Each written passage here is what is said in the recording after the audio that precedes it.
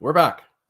Season 4, episode, I believe it's 23 of the Golden V podcast, breaking down today's game between the Vancouver Warriors heading to Ottawa to play the Ottawa Black Bears.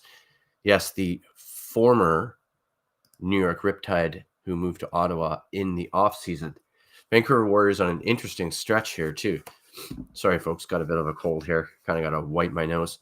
Vancouver, after 3 weeks of buys, after playing 4 games to start the season and having 3 buys, the Vancouver Warriors now play 3 games in the space of a week. Friday, January 17th, against the Ottawa Black Bears in Ottawa. Monday, in Philadelphia against the Philadelphia Wings. And next Friday at home in Vancouver, again, facing off against the Black Bears. And so this is quite an interesting team to look at, this Black Bears team. Obviously, and I was looking at some highlights of some of the guys on this Black Bears team who stand out. And obviously, one of them that stands out to me right off the top of my head is Jacob Dunbar. Looked up Jacob on the NLL site, but knew that Jacob was born and raised in Surrey, British Columbia, plays for the Burnaby Lakers in the WLA. I thought that was interesting a little bit too. Did see a Burnaby Lakers game June of 2024. That would be now for my friend Earl Thomas's birthday against the New Westminster Salmon Bellies in Burnaby. And it was the New Westminster Salmon Bellies who actually pounded that Lakers team pretty good, if I remember correctly. I don't have the score, but I remember former goalie Alex Bouquet, former Vancouver Warriors goalie Alex Bouquet was in net that night for the Lakers. And so just looking at some breakdowns here on some stuff on the Black Bears as well. Obviously, Jacob Dunbar is here. He plays for the Black Bears. Hadn't actually realized how prolific he was in his play with the Burnaby Lakers, because he did actually win. He got 3 goals and 2 assists in the Black Bears' last game when they upset the undefeated, at that point, Georgia Swarm with a 14-10 win. So Dunbar, in looking at him here, he's the only BC-born player, as the Warriors alluded to in their preview, drafted and played for 2 years with the San Diego Seals. Dunbar's got 13 goals, 7 assists. Drafted by the Seals in the 2021 entry draft. And I seem to remember him playing for the Seals against Vancouver a couple of years ago. Alex Bouquet, obviously, in net for that game. That was way back in 2022. Just looking at some other stuff here on the Black Bears. And I mentioned off the top that Dunbar had played for the Burnaby Lakers, the Western Lacrosse Association, since 2023, where he earned the WLA's Rookie of the Year honors. So that's somebody that's going to be one to watch. And we're going to see a lot of Jacob Dunbar, obviously, with 2 Ottawa Black Bears games in a week. Curious to see how he does next week, too, in Vancouver. Just looking at some other breakdowns here on some other guys playing for the Black Bears who have had a nice start. Larson Sundown, 3 goals, 2 assists. Obviously, Jeff Tita, mentioned him off the top. 3 goals, 6 assists in that game against Georgia. Jacob Dunbar, 3 goals, 2 assists. Kale Matisse, 1 goal, 4 assists. Taggart Clark and Connor Kiernan. Another thing to note, too, I'm actually just going to share the screen here. When we look at goaltender Zach Higgins, made 41 saves and led in 10 goals. He has now an average of save percentage of .0800 through 5 games played. 1% below Vancouver goalie Aiden Walsh's save percentage, and I'll pull that up. But I just want to make a comment, more of an observation on my own, and it was actually verified in some of the Warriors content that I picked up this past week, was how well Walsh played in the game last week against the San Diego Seals, where the Warriors scored 8 goals in the fourth quarter, and I was at that game. I thought it was pretty much all sewn up for the Seals after 3 quarters, with the Warriors down 6-3, watching Chris Origlieri play those first 3 quarters, and obviously being in the party zone, I got Chris for the first and third quarters. right at the glass, so I could see how well Chris had been playing. And one of the comments I had and how it now relates to Aiden Walsh is I felt that as Origlieri went on in the game, he seemed to tire, whereas Walsh seemed to get stronger. Walsh would allow a goal, and then he would step up and make a couple more saves after allowing a goal. Just noting some things in that game against the Seals. I'm going to get to Keegan Ball's sock trick in a minute, and I had to look that up. Aiden made 45 saves on 54 shots, and even Keegan Ball verified that Walsh made timely saves. And I think that's the thing I noticed about Walsh. He seemed to get better, and he seemed to let a goal in or make a mistake, and then he didn't make that mistake twice, or he didn't make it again, and he didn't let in another goal. But yeah, looking at some other players here for the Ottawa Black Bears, I think it's going to be an interesting game for Vancouver. Looking at some stats, Warriors defenseman supported the road victory. Just want to give a quick shout out to my friend and regular guest, Brett Mitski, who's appearing on the podcast this time throughout the season. Last time he was on one of our previous episodes. Just going to look back at that episode. It was season 4, episode 17. I'm going to share that in the chat right now. And obviously season 4, episode 18 too, talking lacrosse way back on week 3. Seems like a while ago, a little over a month ago, when Brad Challoner joined me from TSN. I don't know what Brad's up to tonight or where he is and where he's broadcasting this week. But Brad is obviously one of the guys who's contributed a lot to this podcast, as has Brett. And how that relates to what I'm talking about here is Brett kept mentioning the play of Alex Stathakis and how he transitioned from the box game and how he was such a good faceoff guy. Last game, Stathakis went 18 for 24 on the draw. I think that's making a big difference for the Warriors here too. Let's look at some other things displayed here about this season and this team. Because one of the things that the Warriors also shared too is the standings. Bandits are first. They're still the only undefeated team.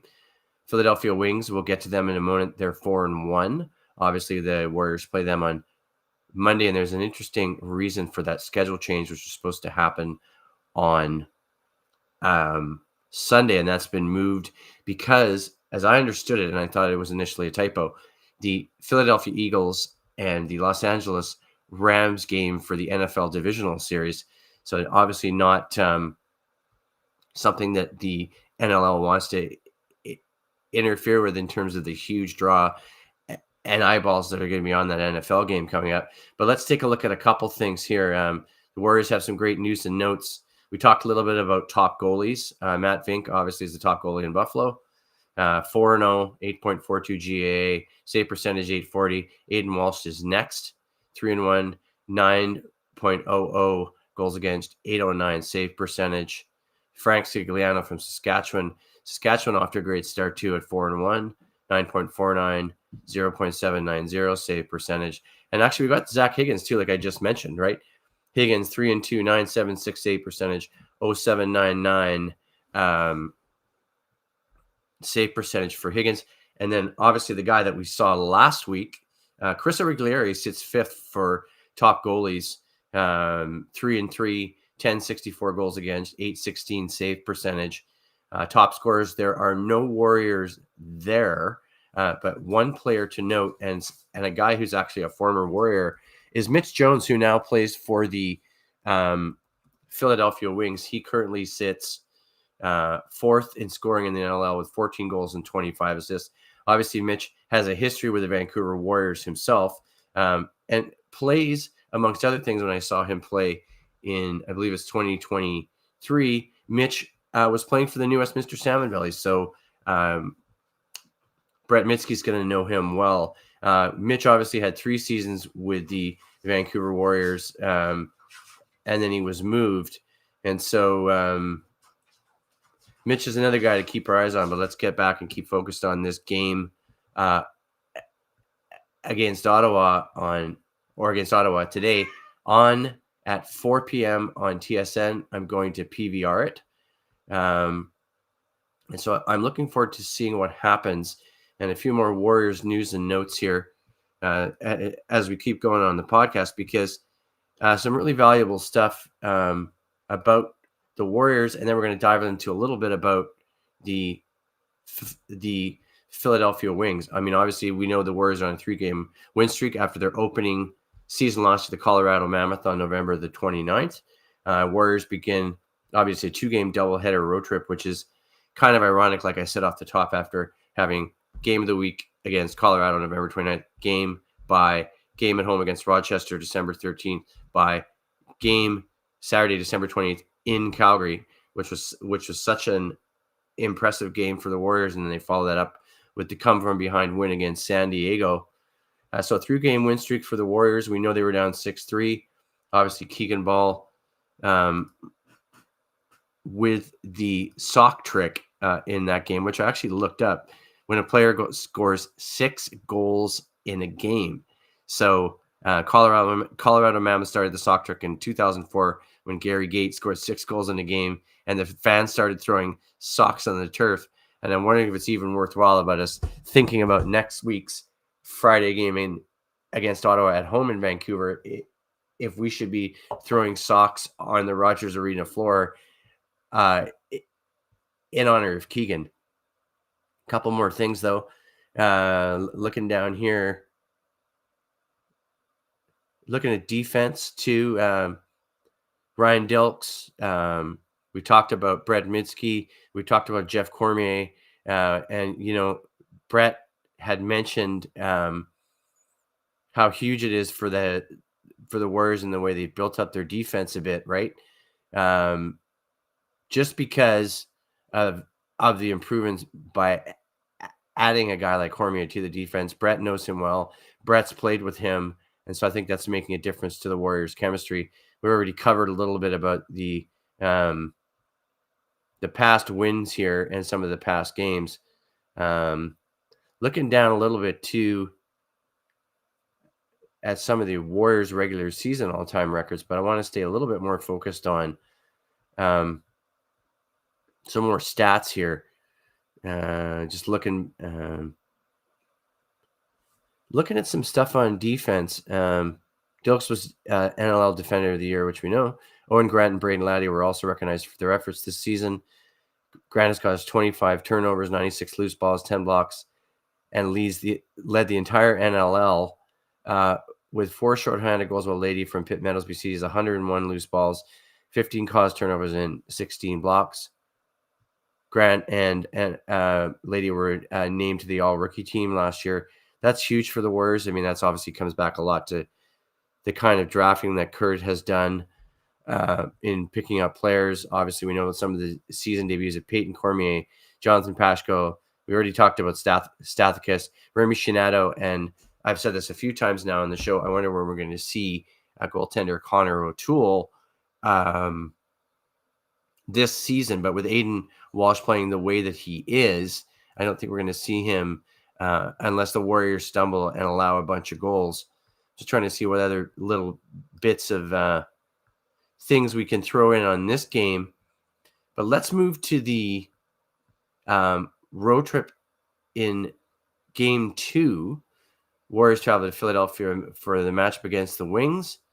I already mentioned why they changed that game, and I thought it was a typo due to the NFL conflict with the NFL playoffs. The Wings, too, here just looking, finished with a 6-12 record last year. Obviously, not as good as the Warriors, 8-10. And obviously, here's another great little relation to Friday's game, as the Wings traded Zach Higgins to the Black Bears. This roster, just having a peek here. Nick Demuth to the roster, obviously, who was picked up by Philadelphia from the dispersal draft after the Panther City team ceased operations in the NLL. Demuth with a .980 save percentage. Tony Malcolm. So the Wings have improve their team in part through that dispersal draft. And I was really sad to see the Panther City lacrosse team go. Obviously, really, really positive that the league was expanding and the game was growing. I don't know all the circumstances of why the Panther City team folded, but obviously a big benefit to Philadelphia. Just looking at who are the other league leading players. Joe Restoritz is tied for the top spot in points, tied for second in assists, and fourth in shots on goal. And obviously, we already mentioned off the top how familiar Mitch Jones is to Warriors fans and to the Warriors franchise. Wings haven't faced defeat since they lost their opening game against the San Diego Seals of all team, who the Warriors beat last weekend. The Wings have gone and won 4 consecutive games. Most recent game, obviously, when they beat the Calgary Roughnecks 13-11. And so, obviously, both these teams facing each other, or the Warriors have faced all these other teams recently. We've already mentioned the fact that Jones and Malcolm are the 2 BC-born players on this roster. Jones drafted by the Washington Stealth in 2012.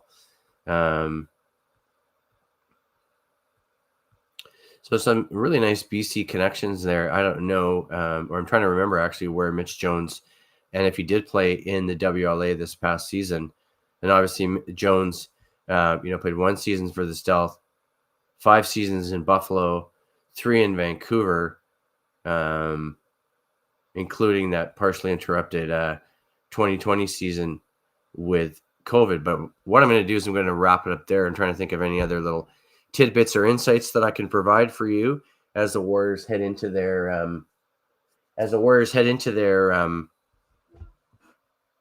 busy week of games. And I will wrap it up there and talk to everyone soon.